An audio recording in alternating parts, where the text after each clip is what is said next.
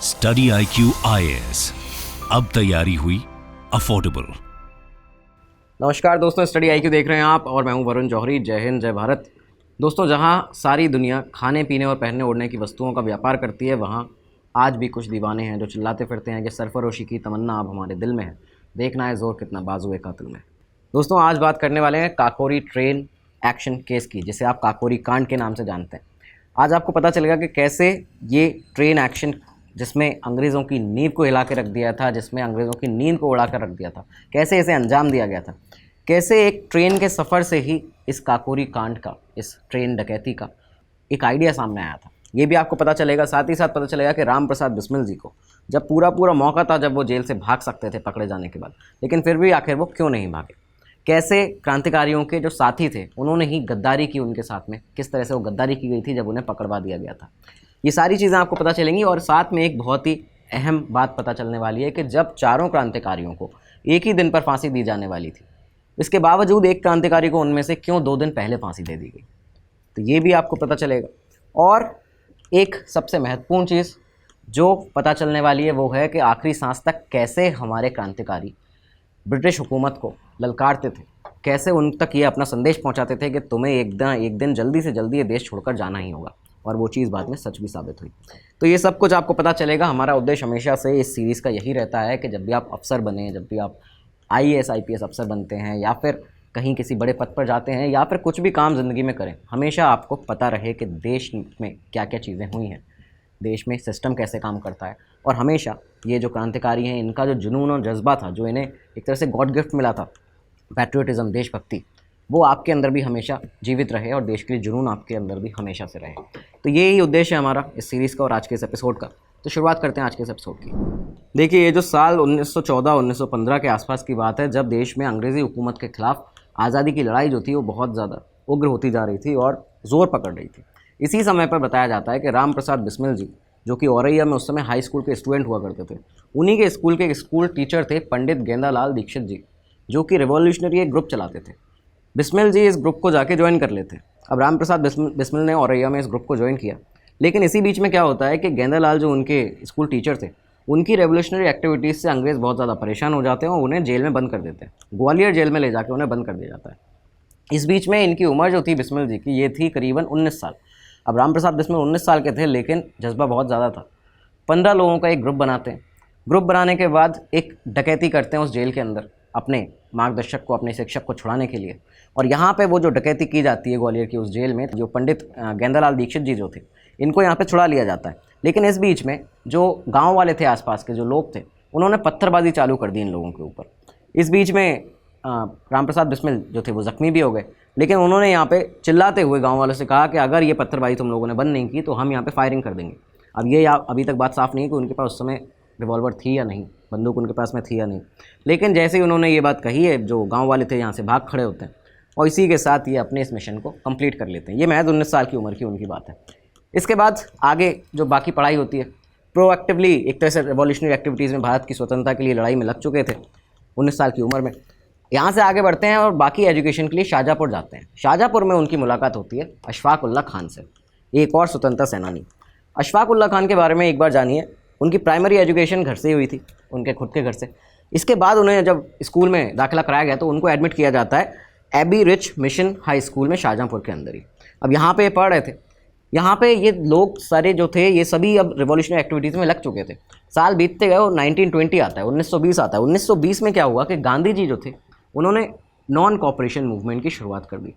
Non cooperation movement में जो जितने भी यूथ थे, जो पूरा देश भर था, वो गांधी जी के साथ में जुड़ गया। ठीक है, इसी बीच में अशफाक उल्लाह खान और राम प्रसाद बिस्मिल दोनों ही नॉन कोऑपरेशन मूवमेंट में बढ़ चढ़ कर हिस्सा ले रहे थे। इसके लिए अशफाक उल्लाह खान को उनके स्कूल से उनके हेडमास्टर ने एक्सपेल भी कर दिया था, उनकी एक्टिविटीज़ को देखते हुए कि ये किस तरह से पढ़ाई पर बिना ध्यान दिए सिर्फ इन्हीं चीज़ों में लगे हुए। तो ये सारी चीज़ें देखते हुए उन्हें एक्सपेल भी कर दिया गया था।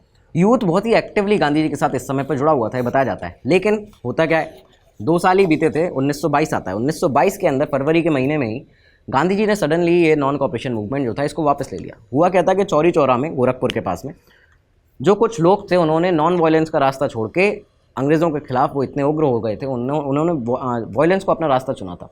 उन्होंने क्या किया था कि एक पुलिस चौकी थी, पुलिस थाना था, उसमें जाके आग लगा दी थी। उसमें कुछ पुलिस वाले जो थे वो जलकर उनका मौत भी हो गई थी। तो ये सारी चीज़ें जब यहाँ पे चलती हैं तो इसके बाद गांधी जी को जब इस न्यूज़ के बारे में पता चला तो उन्होंने इस पूरे नॉन कॉपरेशन मूवमेंट को ख़त्म कर दिया, वापस ले लिया फरवरी 1922 में।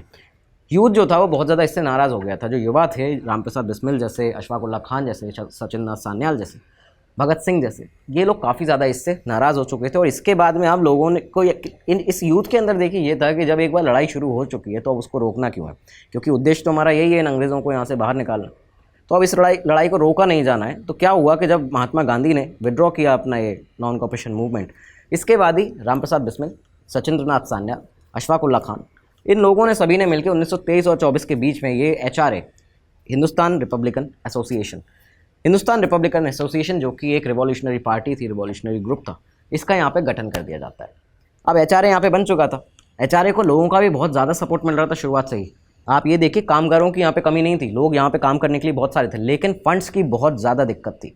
फंड्स इतने कम थे, बताया जाता है कि इतना भी डिफ़िकल्ट हो गया था कि हर दिन खाने पीने के लिए व्यवस्था नहीं हो पा रही थी, कपड़े क्या पहने जाएं ये व्यवस्था नहीं हो पाई थी उन लोगों के लिए जिन लोगों ने अपनी पूरी ज़िंदगी अपने न्यौछावर कर दिए देश के लिए, जिन लोगों ने अपनी एनर्जी को पूरी तरह फ्रीडम स्ट्रगल में अब लगा दिया है, फ्रीडम मूवमेंट के अंदर। उनके रोज़मर्रा के खाने पीने का भी बंदोबस्त यहाँ पे नहीं हो पा रहा था, उनके लिए कपड़े क्या लाएं इसकी भी जो व्यवस्था थी वो नहीं हो पा रही थी। HRA ने यहाँ पे महसूस किया कि अब उन्हें बड़े धन की ज़रूरत है, बहुत बड़ी कहीं ना कहीं से उनको धन की ज़रूरत है। चंदा अगर लेने का प्लान करते हैं कि चंदा लिया जाए लोगों से, क्योंकि लोग तो सराह ही रहे हैं उनके काम को, चंदा लिया जाएगा तो लेकिन क्या होगा उससे कि ये जो सीक्रेट ऑर्गेनाइजेशन है उसका खुलासा हो सकता है, लोगों को पता चल जाएगा, ये भी नहीं कर सकते। इसके बाद निर्णय लिया गया कि अमीरों से लूट की जाएगी, अमीरों से लूटा जाएगा कुछ धन, जिनके जो अंग्रेज़ों का भी साथ दे रहे हैं, जो अंग्रेज़ों के साथ में काम करते हैं, उन लोगों से ऐसे धन लूट के हम यहाँ पे अपना काम चलाएंगे, इस HRA को चलाएंगे। इस एक्शन की कमान दी जाती है रामप्रसाद बिस्मिल को, HRA के सेनापति को। रामप्रसाद बिस्मिल जी की लीडरशिप में 1924 के अंदर 25 दिसंबर का दिन था जब पहला एक्शन लिया जाता है पीलीभीत के बमरौली गांव में। पीलीभीत के बमरौली गांव में जाके यहाँ पे पहला एक्शन लिया जाता है, जिसमें चंद्रशेखर आज़ाद भी उनके साथ में थे, अशफाक उल्लाह खान थे, मनमथनाथ गुप्त थे, सचिंद्रनाथ बख्शी थे।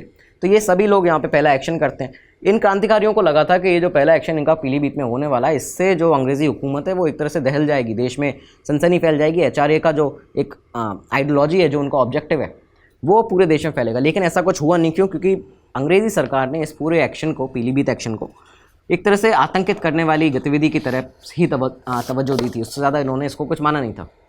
अब यहाँ पे ये पहला एक्शन एक तरह से फेल हुआ। जो बाकी रिवॉल्यूशनरीज थे ये सभी लोग ये चाहते थे HRA के कि एक आम रिवॉल्यूशन चला जाए भारत की आज़ादी के लिए, जिसमें उन्हें बंदूकों की ज़रूरत थी, बम की ज़रूरत थी, बाकी अदर वेपन्स की ज़रूरत थी। और ये सारी चीज़ों वो एक भारत की आज़ादी को जीतने के लिए यहाँ पे एक आम इसको करना चाहते थे, तो उनको इन चीज़ों की ज़रूरत थी। इन सभी ने अपना, HRA ने अपना सेंटर बना लिया वाराणसी को, काशी को। उस समय पर काशी इनका सेंटर हो चुका था एक्टिविटीज़ का। अब इसके बाद क्रांतिकारी यहाँ से क्या करते हैं कि 28 जनवरी 1925 का दिन आता है। 28 जनवरी 1925 को एक अपना पर्चा जो है वो पूरे देश भर में बांटते हैं। सिर्फ देश भर में नहीं, आप ये देखिए कि बताया जाता है कि सिर्फ भारत में नहीं, श्रीलंका और बर्मा तक ये पर्चा जो था उसको भेजा गया था। ये पर्चा बांटा जाता है द रिवॉल्यूशनरीज़ के नाम से, क्रांतिकारी द रिवॉल्यूशनरी के नाम से एक पर्चा था। इन्होंने ऐलान किया कि ना हम आतंकवादी हैं, ना हम अराजकतावादी हैं, हम यहाँ पे अंग्रेज़ों को बस ये चेतावनी देना चाहते हैं, ऐलान करना चाहते हैं कि अंग्रेज़ों का और उनके गुर्गों का, जो इस देश के लोगों को प्रताड़ित कर रहे हैं, इनका कोई भी ऐसा हक नहीं बनता और हम ये सब उन्हें करने नहीं देंगे। साथ ही साथ में अपने एम्स और ऑब्जेक्टिव को भी यहाँ पे बताया उस पर्चे के अंदर। जब ये पर्चा पूरे भारतवर्ष में लीक हुआ, उसके बाद में ये जो अंग्रेज़ थे ये इससे तिलमिला उठे थे।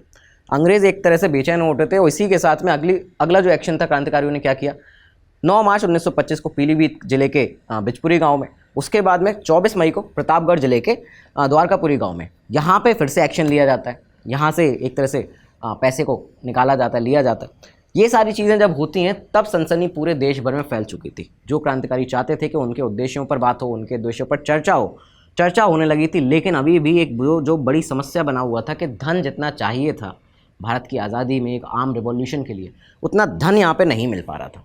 इसी के बाद एक डिसीजन लिया जाता है कि अब किसी बैंक या फिर किसी रेल को लूटा जाएगा, यहाँ पे एक्शन उन चीज़ों पर किया जाएगा।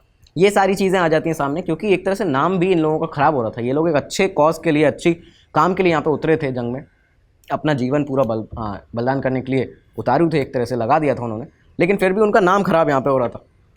होता क्या है इस बीच में कि रामप्रसाद बिस्मिल जी, मई का महीना तो आ ही चुका था, मई 1925। रामप्रसाद बिस्मिल एक ट्रेन का सफ़र कर रहे थे और ये ट्रेन थी 8 डाउन पैसेंजर ट्रेन।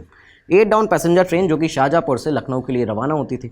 इस ट्रेन में रामप्रसाद बिस्मिल जी बैठे हुए थे सेकंड क्लास के कंपार्टमेंट में। उन्होंने अचानक नोटिस किया कि एक स्टेशन मास्टर जो है वो पैसों से भरा हुआ बैग लेकर ट्रेन में चढ़ता है और इसके बाद गार्ड्स वैन में जाके बैठ जाता है।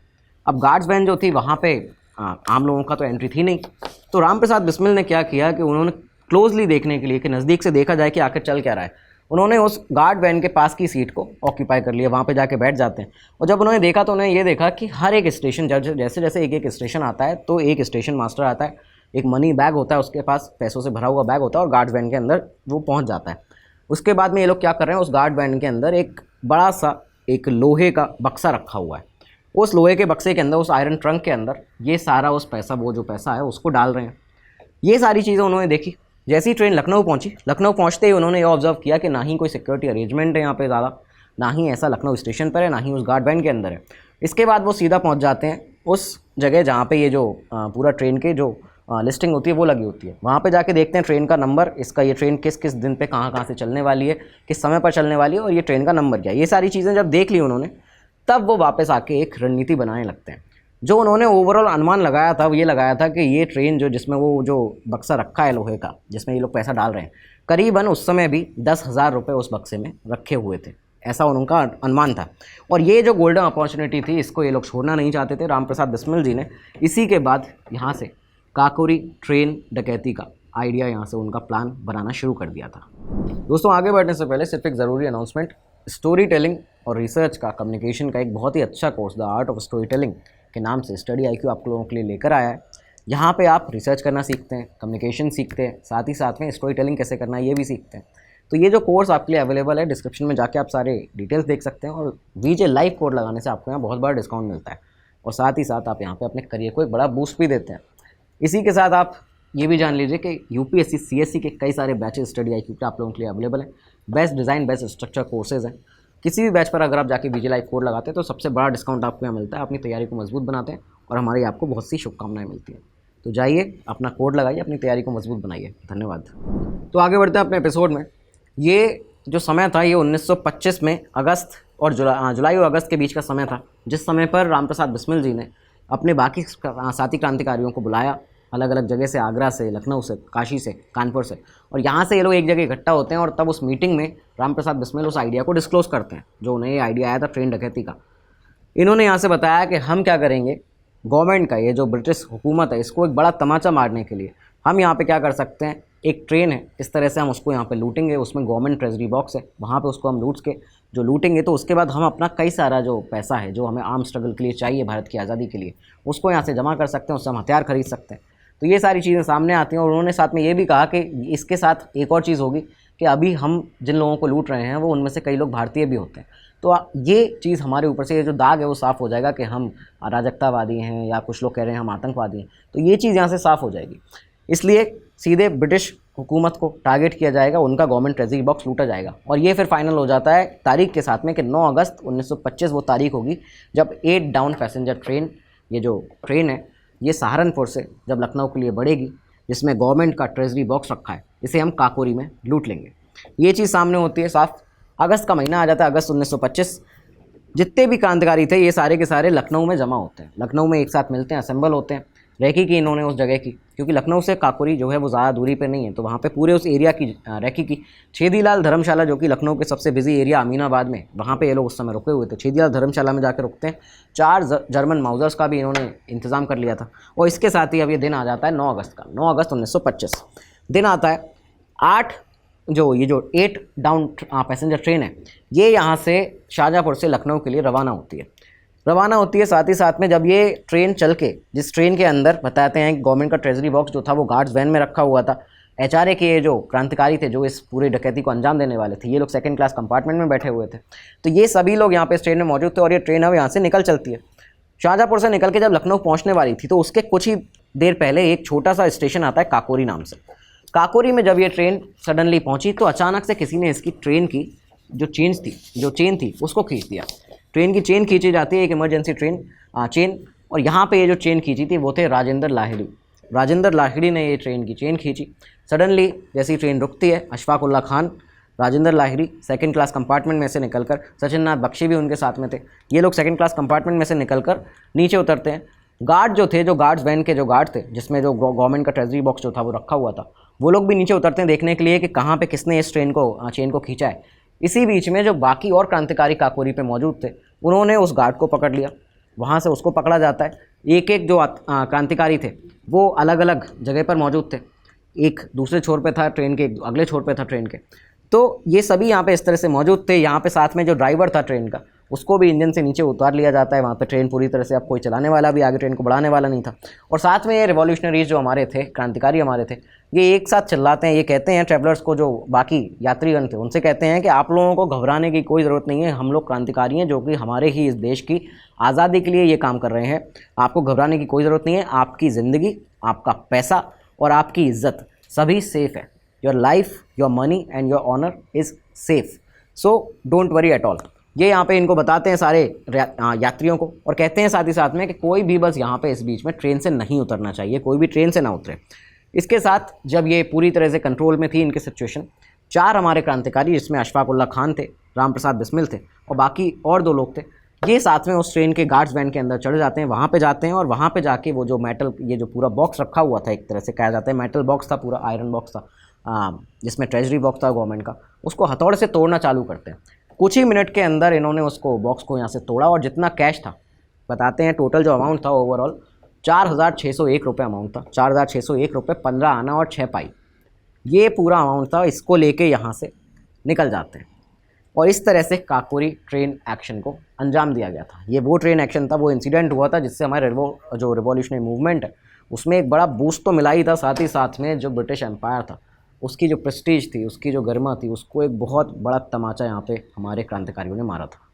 तो अब ये काकोरी ट्रेन डकैती हो चुकी थी, अंग्रेज़ी सरकार एकदम सन्न थी। इसकी जो FIR रजिस्टर होती है, कंप्लेंट रजिस्टर की जाती है जो लूट की, वो 2 दिन बाद की जाती है, 11 अगस्त 1925 को। कंप्लेंट रजिस्टर होती है लोकल पुलिस के पास में 2 दिन बाद, और अंग्रेज़ जो थे इसके बाद इस घटना की जाँच करने में लग जाते हैं, जुट जाते हैं इसमें। CID के जो अफसर थे हार्टन, उनको इसकी जो जाँच थी वो सौंपी जाती है। मालूम उनको पहले से था, हार्टन को ये बताया जाता है कि CID के जो अफसर थे, ब्रिटिश अफसर हार्टन, इनको पहले से पता था कि ये क्रांतिकारियों का काम है और वो लोग कहाँ कहाँ छुपे हुए हैं, इस तरह की बातें सामने आती बताई जाती हैं। लेकिन यहाँ पे क्या था कि इसके बाद ही कुछ ही वक्त के बाद मेरठ में एक सभा भी होने वाली थी क्रांतिकारियों की, और इस सभा की भनक, इसकी खबर जो थी वो पड़ चुकी थी हार्टन को, जो CID के अफसर थे, और इसके साथ ही उन्होंने अलग अलग जगह धरपकड़ चालू कर दी थी। और सितंबर आते आते जो अलग अलग क्रांतिकारी थे उनकी गिरफ्तारियां भी होना शुरू हो चुकी थी। लेकिन अभी भी हमारे जो कुछ ऐसे क्रांतिकारी थे जिन्होंने पूरी तरह से इसको रचा था, इस काकोरी ट्रेन डकैती को, वो अभी भी इस अंग्रेज़ सरकार के पकड़ में थे ही नहीं, वो इनसे बहुत ज़्यादा दूर थे। क्या था कि जब ये क्रांतिकारी पकड़ में नहीं आ रहे थे तो अलग अलग जगह लोगों ने, खुद भारत के ही कई सारे लोगों ने इन क्रांतिकारियों को इम्पेशेंट आइडलिस्ट, डकैत, आतंकवादी, इस तरह की चीज़ें कहना शुरू कर दी थी। लेकिन यहाँ पे क्या था कि गणेश शंकर विद्यार्थी जी ने, उनका एक पेपर हुआ करता है, एक अखबार था प्रताप, उसमें कुछ बहुत अच्छी, बहुत ही टचिंग एक एडिटोरियल उन्होंने यहाँ पे लिखा था इन क्रांतिकारियों के लिए। इस समय पर उन्होंने लिखा कि अरे वो दुनियादार, तो उन्हें किस नाम से, किस गाली से विभूषित करना चाहता है? वे मस्त हैं, वो दीवाने हैं, वो इस दुनिया के नहीं हैं, वो स्वप्न लोक के वीथियों में विचरण करते हैं। उनके कल्पना लोक में ऊंच नीच का, धनी निर्धन का, हिंदू मुसलमान का भेद नहीं है। इसी भावना का प्रचार करने के लिए वे जीते हैं और इसी आदर्श को स्थापित करने के लिए मरते हैं। दुनिया खाने पीने और पहनने ओढ़ने की चीज़ों का, वस्तुओं का व्यापार करती है, लेकिन आज भी कुछ दीवाने हैं जो चिल्लाते फिरते हैं, सरफरोशी की तमन्ना अब हमारे दिल में है। तो ये यहाँ पे बहुत ही अच्छा एक लेख लिखा था गणेश शंकर विद्यार्थी जी ने अपने उस अखबार में, प्रताप के अंदर। ये सारी चीज़ें चलती हैं, लेकिन इसी के साथ क्या था कि अब जो हमारे अलग अलग क्रांतिकारी थे, जिसमें अशफाक उल्लाह खान, राम प्रसाद बिस्मिल जी थे, राजेंद्र लाहिरी जी थे, तो ये सभी अभी पकड़ में नहीं आए थे पुलिस के, अंग्रेज़ पुलिस के। अशफाक उल्लाह खान के बारे में बताया जाता है कि जब उन्हें पुलिस पकड़ नहीं पाई, इसके बाद उन्होंने क्या किया था, वो अपने घर के पास में एक कुछ ही मील दूर पर, आधी मील दूर पर ही उनके घर के पास में एक गन्ने का खेत हुआ करता है, पहले वहाँ पे छुपे रहे और कई दिनों तक वहाँ पे छुपे रहे, क्योंकि सिक्योरिटी बहुत टाइट थी। तो उनके जो दोस्त थे वो रात में उनको, दिन भर में से एक बार रात के टाइम पे खाना देने के लिए आते थे वहाँ पे उस खेत के अंदर। तो ये चीज़ होती है। लेकिन इसके बावजूद भी अशफाक उल्लाह खान जो थे वो जो काशी था, काशी दोबारा से पहुँच जाते हैं, वो वहाँ पर मैनेज कर लेते हैं किसी भी तरह काशी पहुँचने तक का। काशी पहुँचते हैं और काफ़ी लंबे समय तक अशफाक यहाँ पर रहे। काशी में रहने के बाद एक बार वो दिल्ली आते हैं, उनका दिल्ली आना होता है, थोड़ा सा मामला भी जो था वो शांत हो चुका था। दिल्ली जैसे ही आते हैं तो दिल्ली आए थे अपने एक दोस्त से मिलने, उनका सहारनपुर का ही एक क्लासमेट हुआ करता था स्कूल का, नाम था पठान। तो पठान से यहाँ ये मिलने आते हैं। अब दोनों ही क्योंकि क्लासमेट थे, पठान उन्हें अपने घर पर ले जाता है उनके लिए खाना ऑर्डर करता है, खाना आता है, ये लोग साथ में खाना खाते हैं, रात को बातचीत करते हैं। और इसके बाद सुबह जब अशफाक उल्ला खान सो ही रहे थे, सडनली उनके उस दरवाजे पर, यानी पठान के उस घर के दरवाजे पर दस्तक होती है, किसी ने नॉक किया। जैसे ही वो आधी नींद में थे, उन्होंने, अशफाक उल्ला खान ने उस गेट को खोला। सामने वो देखते हैं कि पुलिस खड़ी थी, अंग्रेज़ पुलिस, उन्हें गिरफ्तार करने के लिए। यहाँ पे दोस्ती, एक तरह से ड्यूटी, और साथ ही साथ एक ही जगह के होने के बावजूद पठान जो था उसने अपने ही दोस्त को, अशफाक उल्ला खान को, दगा दे दी थी। लालच उसके अंदर इस तरह का था कि ना उसने दोस्ती को देखा, ना उसने ये देखा कि वो एक ड्यूटी है उनकी देश को आज़ाद कराना, ना ही ये देखा कि दोनों सेम जगह से आते हैं, ना ही ये देखा कि बचपन के दोस्त हैं। और इसके बावजूद उसने अशफाक उल्ला खान को यहाँ पे गिरफ्तार करा दिया था। काकोरी के बाद पुलिस जो थी वो एक तरह से कुछ ही लोगों को पकड़ पाई थी। अभी भी रामप्रसाद बिस्मिल को पकड़ना मुश्किल था इन लोगों के लिए। डिटेक्टिव्स को बुलाया जाता है, इस बीच में जासूसों को बुलाया जाता है अलग अलग, दिल्ली से, कलकत्ता से, सहारनपुर में। अब सहारनपुर के अंदर क्यों बुलाया गया था? क्योंकि ये पता था पुलिस को कि रामप्रसाद बिस्मिल जो है वो सहारनपुर के अंदर है।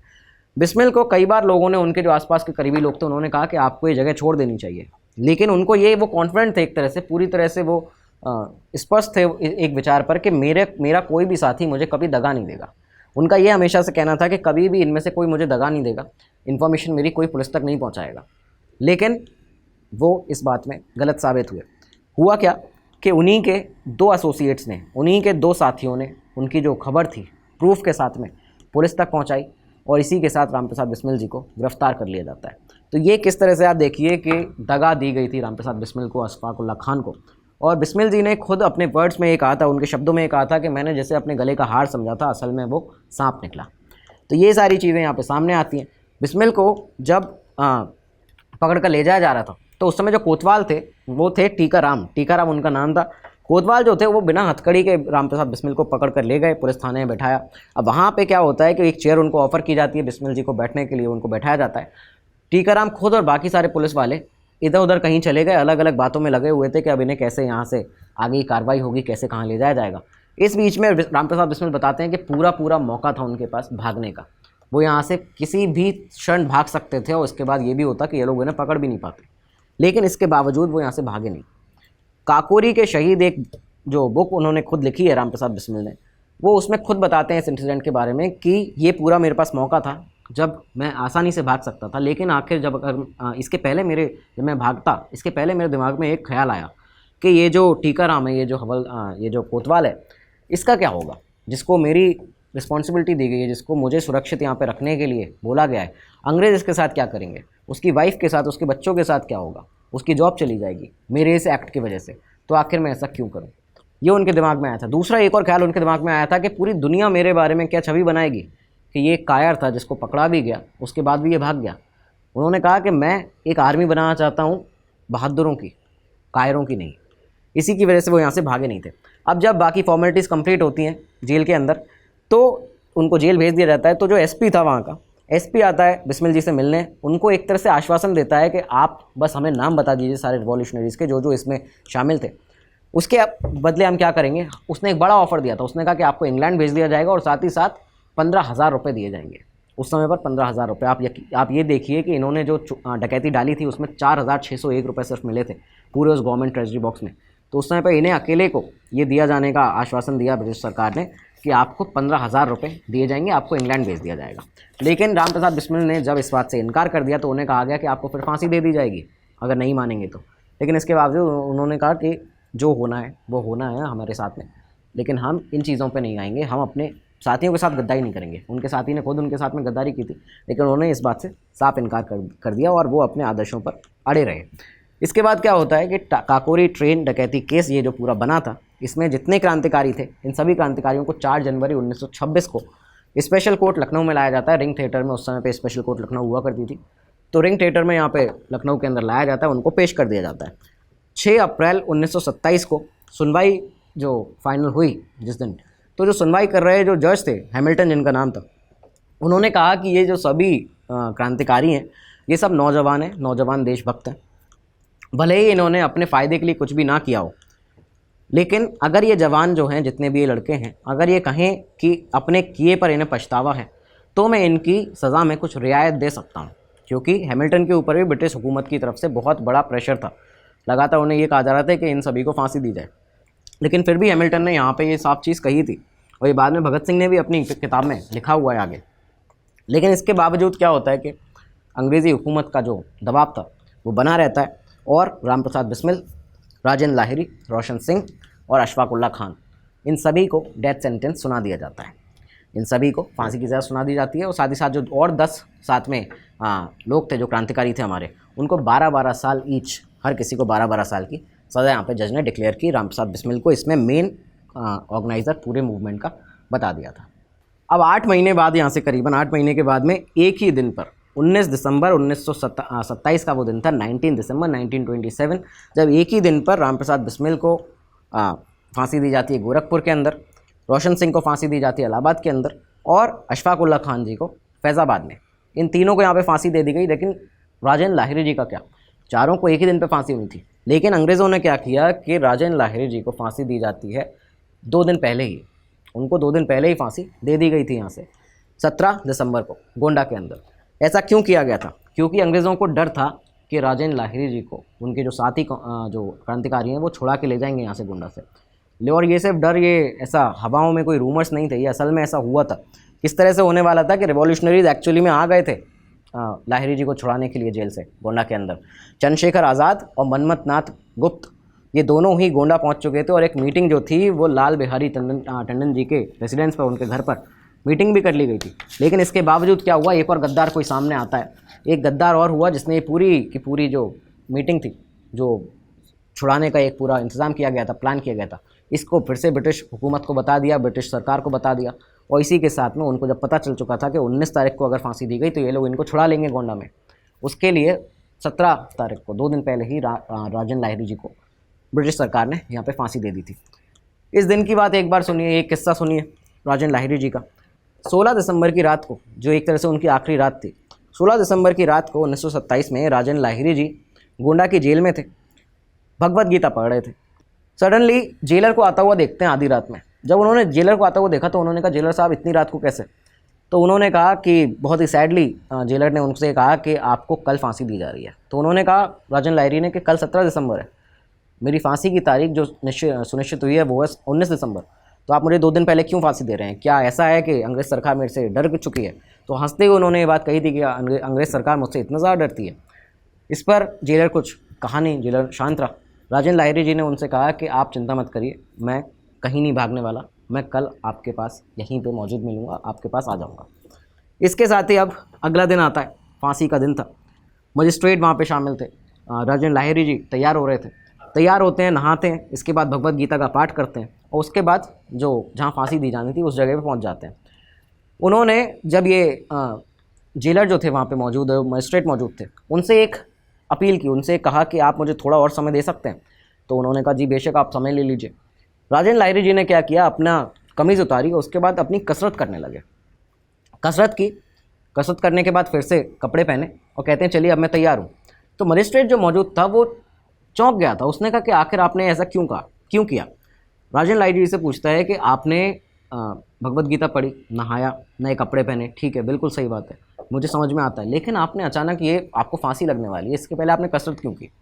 तो लाहिरी जी कहते हैं कि मैं आपको बताना चाहता हूँ कि हमारे धर्म के अंदर रीबर्थ का एक तरह से रीबर्थ का बिलीव है। हम बिलीव करते हैं कि हमारा पुनर्जन्म होगा, इसलिए मैं चाहता हूँ कि मैं जब अगला पुनर्जन्म लूँगा, जो अगला मेरा जन्म होगा, उसमें मैं स्ट्रॉन्ग रहूँ, मैं फिट रहूँ, जिससे मैं दोबारा से अपनी ये जो पूरी ज़िंदगी, अपनी पूरी जान है, दोबारा अपने देश के लिए न्यौछावर कर सकूँ, और तब तक कर सकूँ जब तक मेरा देश आज़ाद नहीं हो जाता पूरी तरह से तुम्हारे रूल से, तुम अंग्रेज़ों के रूल से। और मुझे उम्मीद है कि तुम ये मेरा मैसेज जो है वो अपनी पूरी हुकूमत तक, अपने पूरे के पूरे साम्राज्य तक पहुँचा दोगे।